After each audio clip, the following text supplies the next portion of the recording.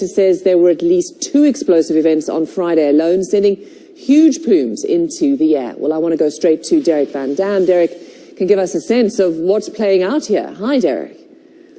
Yeah, this volcanic ash that's injected into the upper levels of the atmosphere. Get this, over 30,000 feet into the air. Quite an incredible sight, to say the least. And the amount of precision that the volcanologists and the scientists had actually seen that this volcano could blow its top, and indeed it did. They got people out of harm's way for the most part. But the threat is not over yet, because as the volcanologists have warned, explosive eruptions are still likely to continue for not only just days, but for weeks, as is typical with volcanoes of this magnitude as well. It was so prominent on Friday, these 2 explosive eruptions. You could see it from space. Here's a look at St. Vincent and the Grenadines. And wow, that's incredible to see the amount of ash being lofted into the atmosphere. Here's a look what the perspective from the ground, and you can see the dark, ominous skies.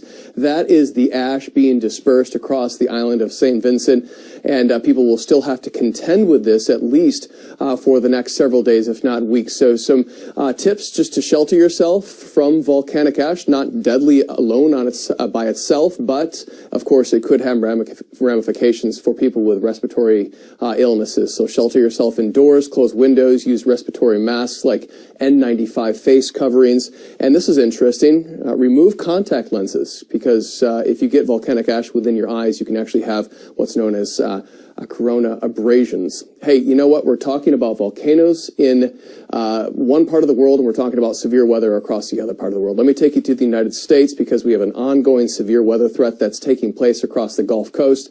You can see tornado watch boxes issued through 7 a.m. this morning across the Florida Panhandle into Alabama, parts of Mississippi, as well as Louisiana. We've got a straight-lined wind event that is moving through this area, with a few different thunderstorms starting to develop ahead of it near the Gulf Shores and Pensacola area. They were tornadic in nature just offshore, so we're monitoring that very closely. We just get a load of some of these wind gusts that have already occurred from Oklahoma to Mississippi associated with this system. 70 miles per hour, by the way, that is just under hurricane strength. That is incredible. We have had over 150 reports of large hail and several reports of wind damage across the southern U.S. So very active in the weather world. Robyn? Thanks for that, Derek Van Dam. Appreciate it. And back to our top story, Prince Philip. He was a champion of charitable causes all around the world. One in particular was close to his heart, the Duke of Edinburgh International Award. For the past 6 decades, the programme has reached students in over 130 countries. He also gave his name to the Prince Philip Gordonstoun Foundation, an endowment which helps lower-income children access the school he attended as a boy. He was one of Gordonstoun's first students in 1934 and was head boy in his final year. He regularly returned throughout his life to meet with children. And then the relationship between Prince Philip and the Queen is considered one of the greatest royal love stories in modern times. They were married for more than 7 decades after first meeting as youths in the 1930s. One of the Queen's cousins says he was, quote, her rock, and was barely and rarely far from her side when it came to everything, from visits abroad to celebrations like the Diamond Jubilee, which marked an incredible 60 years on the throne for Queen Elizabeth. The Prince himself once said the essential ingredient to any marriage is tolerance, something he said was especially vital when times get tough. And few relationships have ever been so closely in the public eye as theirs. So that wraps this hour of CNN Newsroom. I'm Robyn Curnow. Thanks so much for joining me. You can also follow me on Twitter and on Instagram at Robyn Curnow CNN. CNN Newsroom continues with Paula Newton. That's next.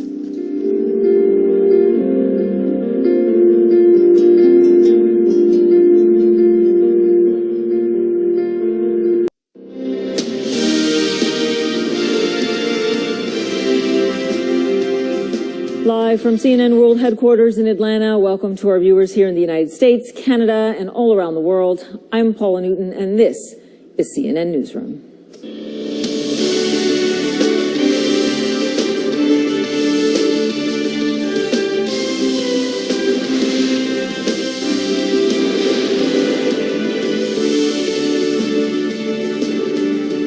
Britain, the Commonwealth countries, and nations all around the world are paying tribute to the late Prince Philip.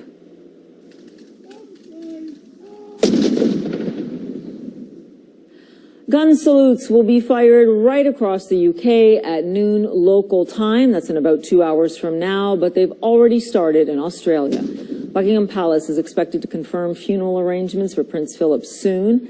It says he passed away on Friday at the age of 99, just 2 months shy of his 100th birthday. He was a World War II hero and husband to Queen Elizabeth, spending 7 decades by her side. He will be remembered as the beloved patriarch of the British royal family and father of the heir apparent, Prince Charles.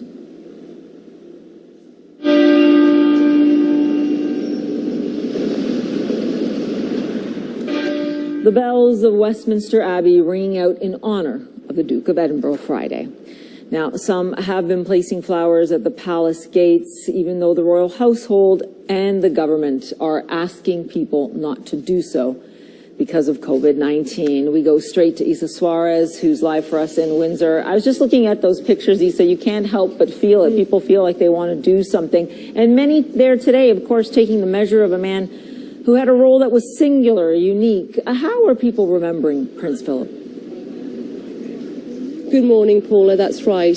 People I've been speaking to yesterday and this morning have been telling me that they're here to pay their respects. They have been told not to come, but they're not spending much time. They're passing by, they're bowing their heads, they're laying flowers as a tribute to the man who they say was honourable, was loyal, was dutiful. So many of them telling me he was always there, he was always present.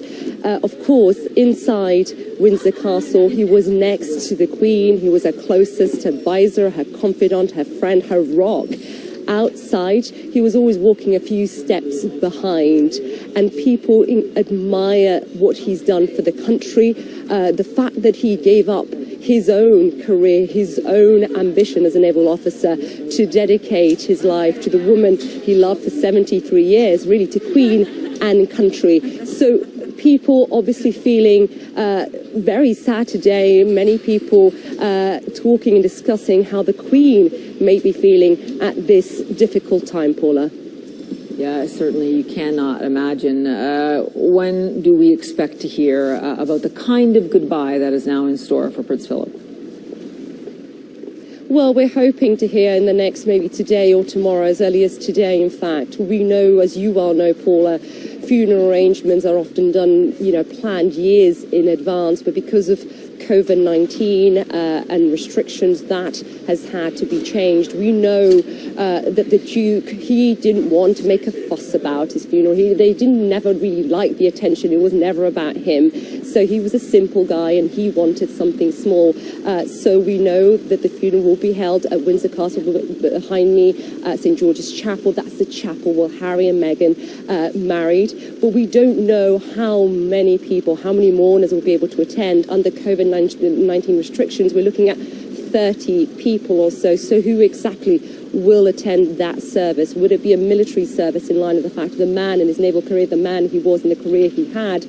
And will Prince Harry attend? Of course, he's in the United States. If he came, he would have to quarantine for 10 days, or would he be exempt? And then so many people here saying to me, there may not be a procession, but we'll still come out and pay our respects. So we're hoping to find out in the next day or so exactly of how people can pay their respects to the man that led this country for so many years. Paula? Yeah, even just given the outpouring that we're seeing now, it's hard to imagine that there won't be some kind of a spontaneous way to honor him. Isa Soares for us in Windsor, England. Thank you.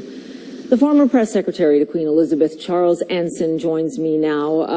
She is the Queen, and perhaps no more relatable to us than right now, right? A wife married for more than 70 years, now a widow, having spent her first night, you just saw Isa there at Windsor Castle, alone in her home without her husband, her friend, her confidant. I mean, she shared most of her adult life with him.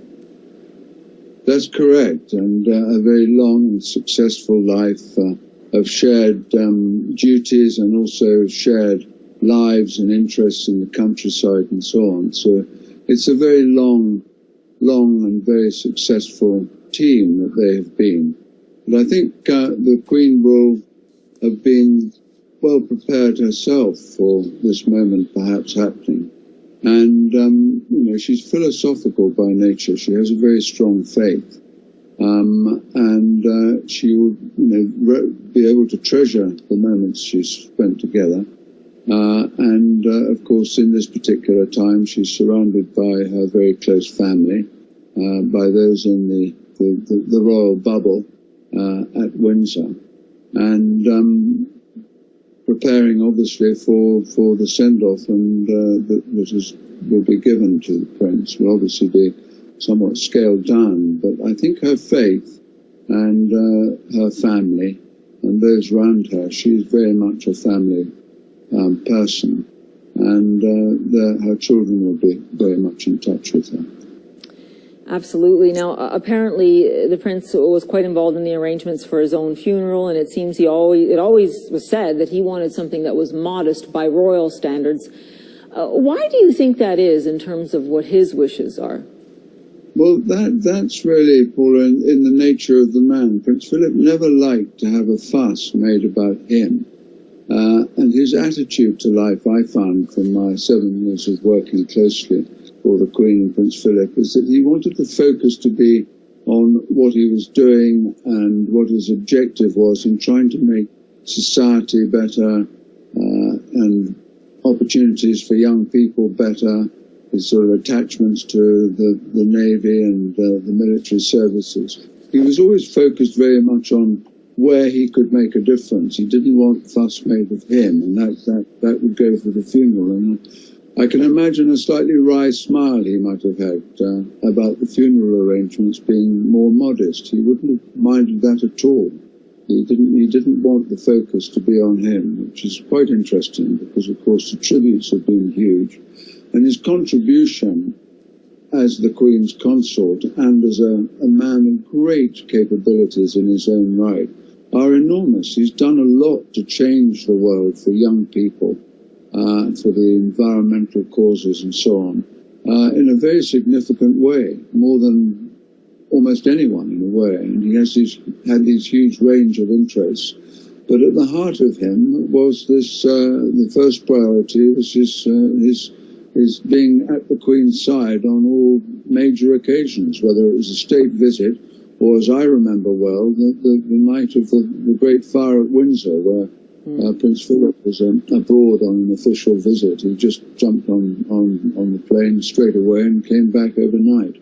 So he always at the Queen's side. So that's a loss for her, but she has also this very close family around her, and she has a strong sense of family herself. And speaking of that family, of course, there's been a very painful and public rift with Prince Harry. Do you think there is the opportunity, though, for this to be a moment of family unity? Well, I think there is already a great deal of family unity, and I think there's great strength in our monarchy. People tend to think that this family difficulty is the worst crisis since the abdication. It's not the worst crisis since the abdication. The succession of Prince Charles and Prince William, Prince George is very strong. So there's not a problem with the monarchy. There may be, family arguments or differences of a certain kind, but I think what brings them together is a great deal stronger. And the Queen is a healing and encompassing figure. And when Prince Harry and Meghan decided to go to California, the Queen was the first to say, look, this is your decision.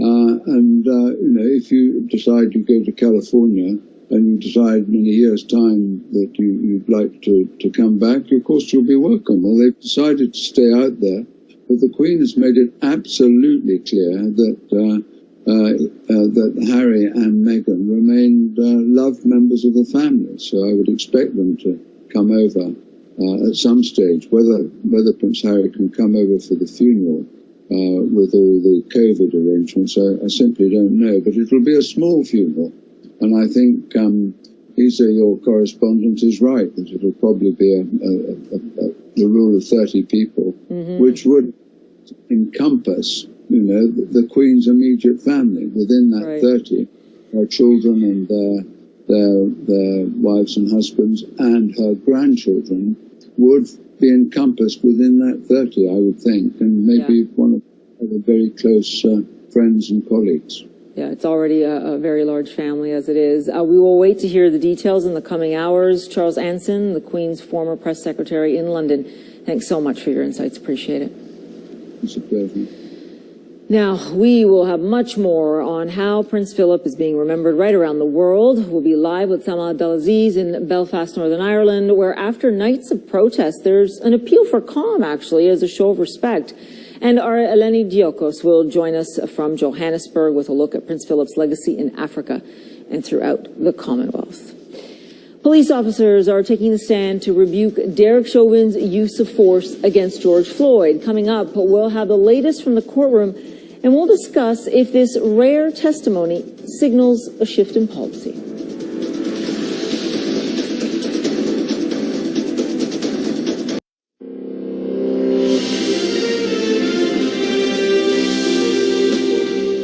Now to the U.S., where embattled Congressman Matt Gaetz is responding to news that the House Ethics Committee will investigate him. Now, it plans to look into